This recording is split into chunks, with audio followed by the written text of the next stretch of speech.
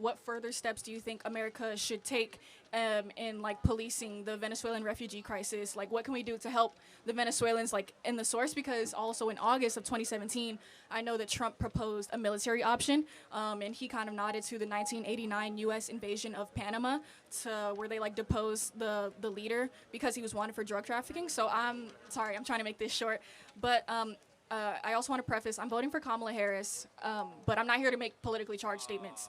So yeah, just like, what do you think, regardless of who's president after the election, what do you think should be done about the crisis? Well, I'm not here to pin, but I would have you reconsider your choice for Kamala Harris if you care about the Venezuelans in these cities, because you'll have another 20 million people come into these cities.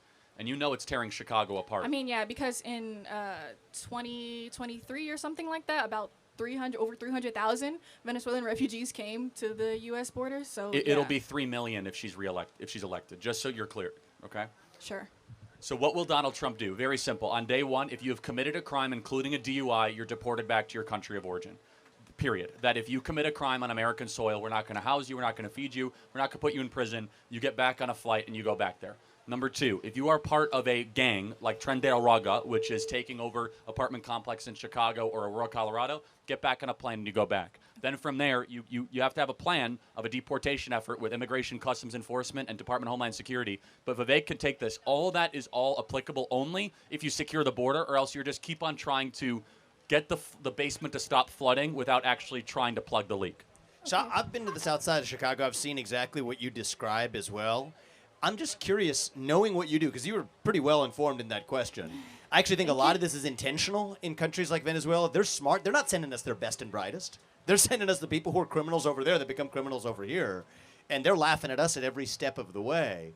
And we're giving them foreign aid, by the way. One other thing I would do, and I think Donald Trump's on the same page here, is cut off foreign aid to these countries unless and until they've stopped exporting these illegals to our own country as well.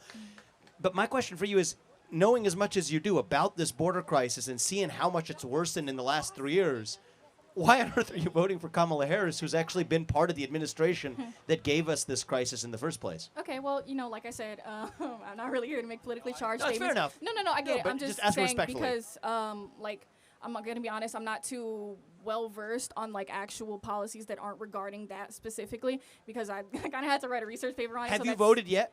No, I'm a mail-in Okay, voter. so can you we got time. So all okay. I would say is you seem somebody who is so well versed in this issue. Okay. Because you're actually far ahead of Republican and Democrat politicians on this issue. Oh yeah, you know way more than U.S. senators on this. Like Thank many you. U.S. Thank you. senators. Okay.